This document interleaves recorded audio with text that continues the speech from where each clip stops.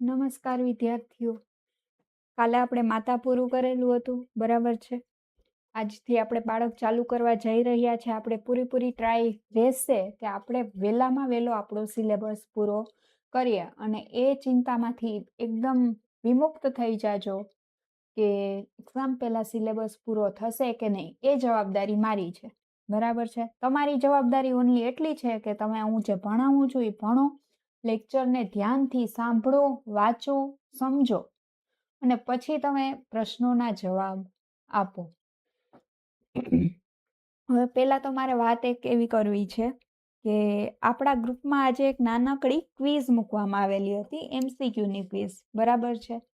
જે આપણે પાછલા જે ટોપિક ચાલેલા છે માતા ઉપર, ગર્ભાવસ્થા ઉપર, એના ઉપર જે ક્વિઝ હતી, બરાબર છે.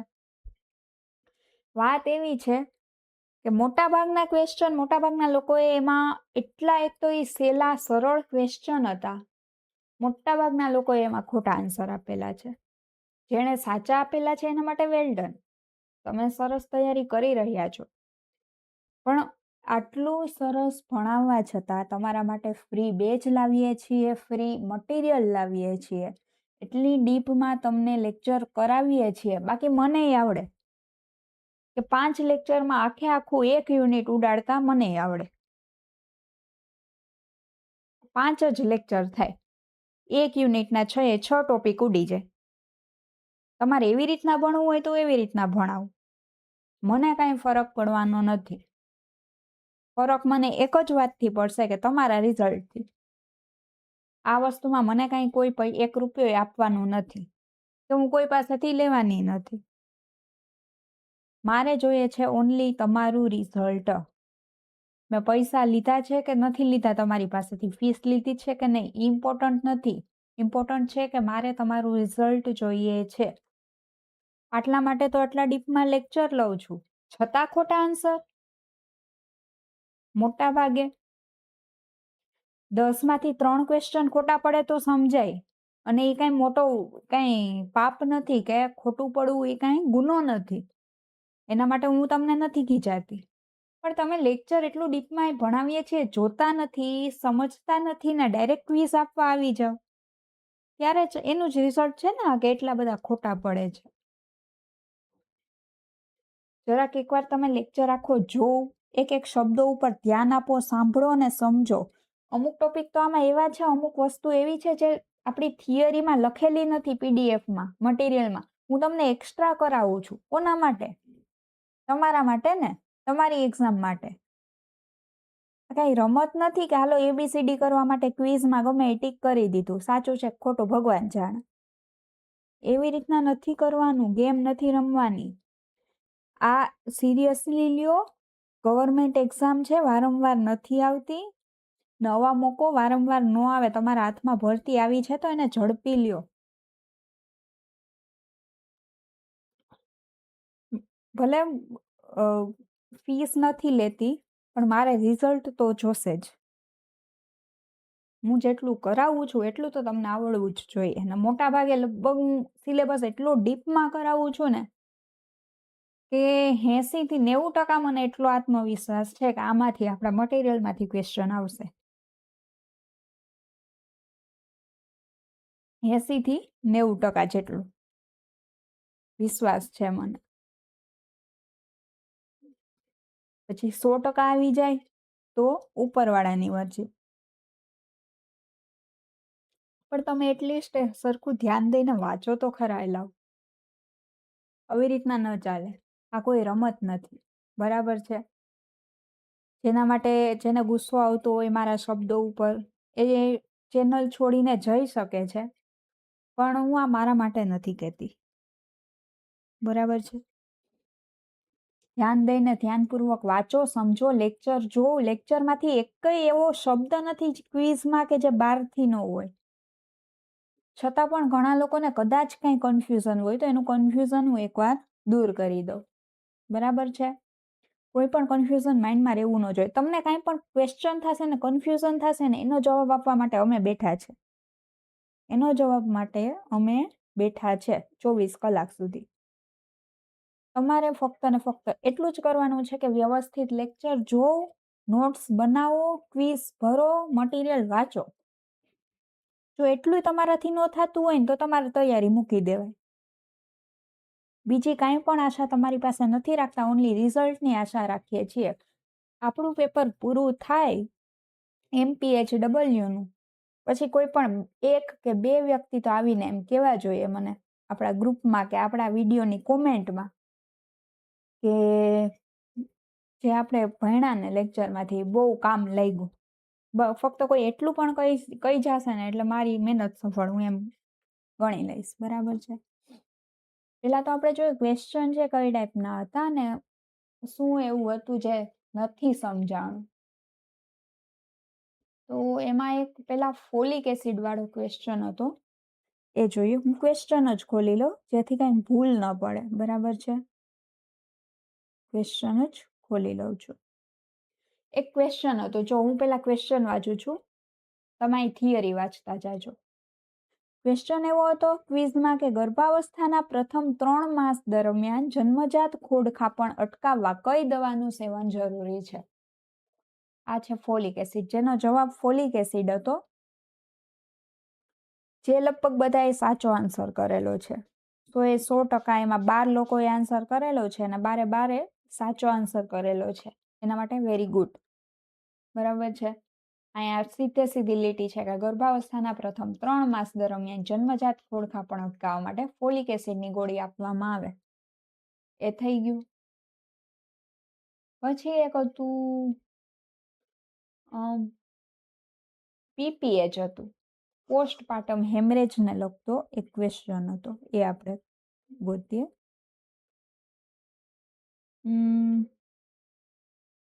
પેલો જ ક્વેશ્ચન હતો. હવે ક્વેશ્ચન વાંચું છું. જાળવી રાખેલા ગર્ભના ટુકડાઓની સામાન્ય મોટી ગૂંચવણ શું છે? એક તો પેલી વાત, જેને લેક્ચર ન જોયો હોય, જેને થોડુંક બેસિક માહિતી હોય ને એ પણ, અથવા તો ખાલી લેક્ચર એમને સાંભળીને ગયા હોય ને એને ખબર પડે કે આ ચારેયમાંથી છે ને એક જ શબ્દ એવો છે જે આપણે વારંવાર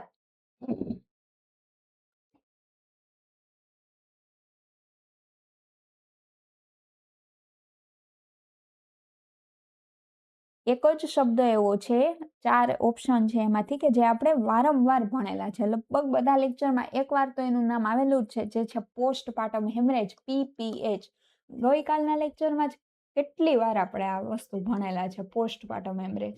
અહીંયા લખ્યું છે પોસ્ટપાર્ટમ હેમરેજના બ્લીડિંગનું કારણ. અહીં આપણે કાલે જ ભણ્યા કે ગર્ભાશયમાં જાળવી રાખેલા ગર્ભના જે ટુકડાઓ છે PPH જેવી મોટી ગૂંચવણ પેદા કરી શકે છે. એટલે કે ગર્ભાશયની અંદર છે, પ્રસૂતિ બાદ છે, પ્લેસેન્ટા છે, ગર્ભનાળ છે, એના ટુકડા ઘણીવાર રહી જાય છે. કાલે જ કીધું તું ટીશ્યુ છે, એના કોષો છે, રહી જાય છે. તો એ પછી બ્લીડિંગ મારફતે બહાર નીકળે છે, જેને આપણે શું કહેવાય PPH કહેવાય છે.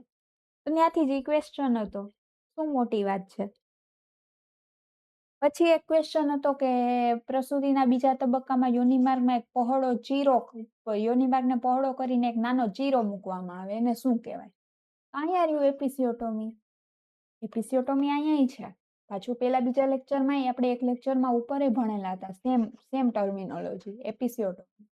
આપણે કીધું હતું કે આપણે 3 તબક્કા ભણ્યા હતા, એમાંય હતું કે બીજા તબક્કામાં છે યોનિમાર્ગમાં છે એક નાનો ચીરો મૂકવામાં આવે. કાલે જ ભણ્યા હતા કે આપણે બાળક છે એનું મોઢું છે, એનું માથું છે થોડું મોટું હોય.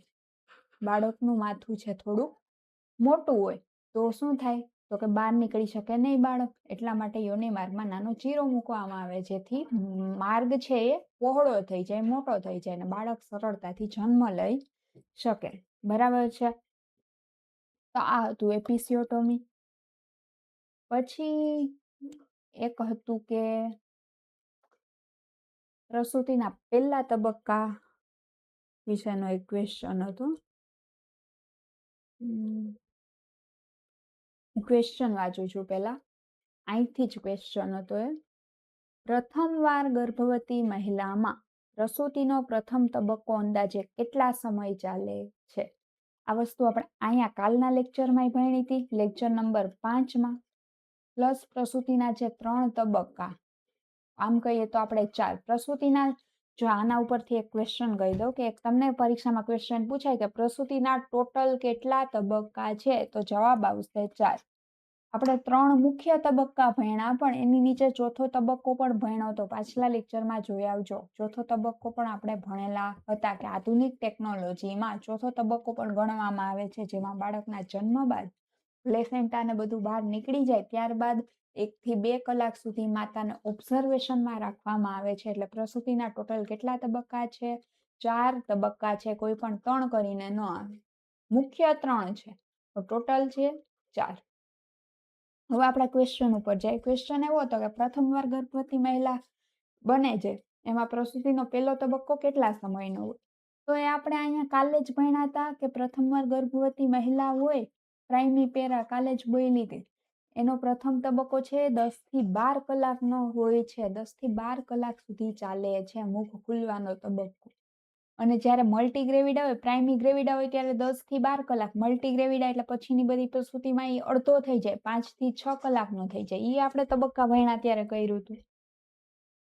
કોણ કહે કે આપણે નથી ભણ્યા? પછી છે HCG ટેસ્ટ. હવે HCG નું ફૂલ ફોર્મ હતું શાયદ.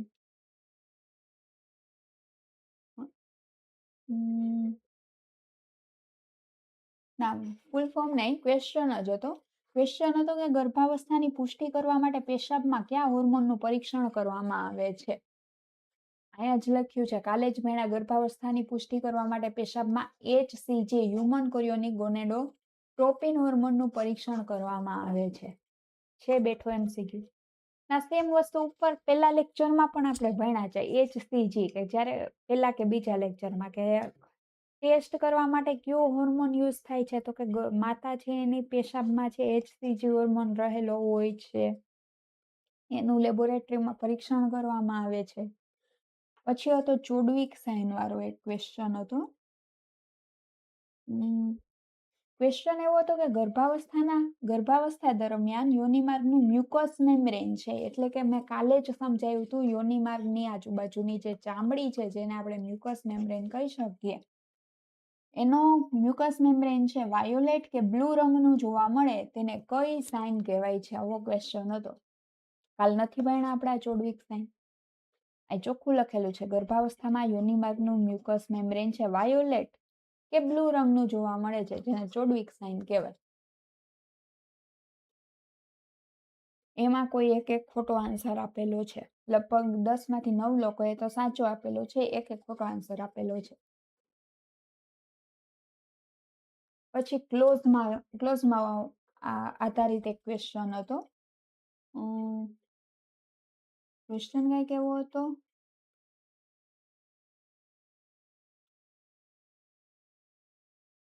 કે ગર્ભાવસ્થા દરમિયાન ચહેરાની ત્વચાની અતિશય રંગદ્રવ્ય વિકૃતિકરણને શું કહેવામાં આવે છે? હવે અહીંયા વાંચજો. ગર્ભાવસ્થા દરમિયાન ચહેરાની ત્વચા પર જોવા મળતા અતિશય રંગદ્રવ્ય કે ડાઘાને શું કહેવામાં આવે છે? તો કે ક્લોઝમાં. હવે ક્વેશ્ચનમાં છે કે અતિશય રંગદ્રવ્ય વિકૃતિકરણને શું કહેવાય? હવે વિકૃતિકરણ તમને ન સમજમાં આવે.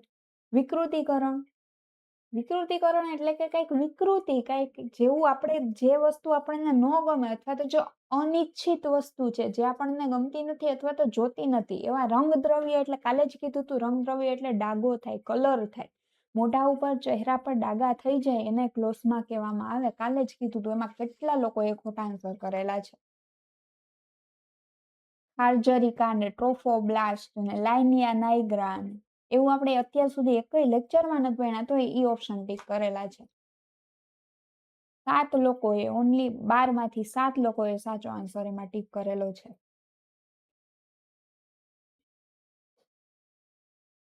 પછી ક્વેશ્ચન હતો ફંડસ ભાગને રિલેટેડ.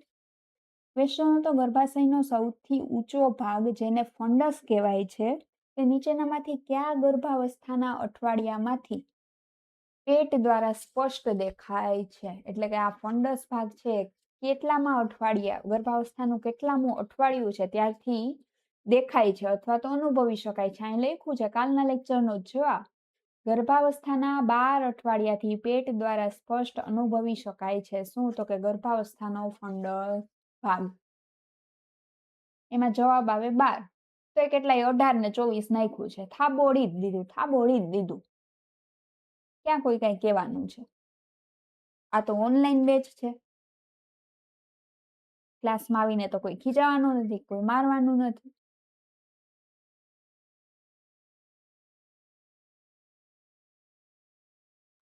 આ પોસ્ટપાર્ટમ હેમરેજનો જો ઓક્સિટોસિનને લગતો એક ક્વેશ્ચન હતો. ઓક્સિટોસિનને લગતો એવું હતું કે માતાના શરીરમાં કયો અંતઃસ્ત્રાવ દૂધના નિર્માણ માટે સીધો જવાબદાર છે?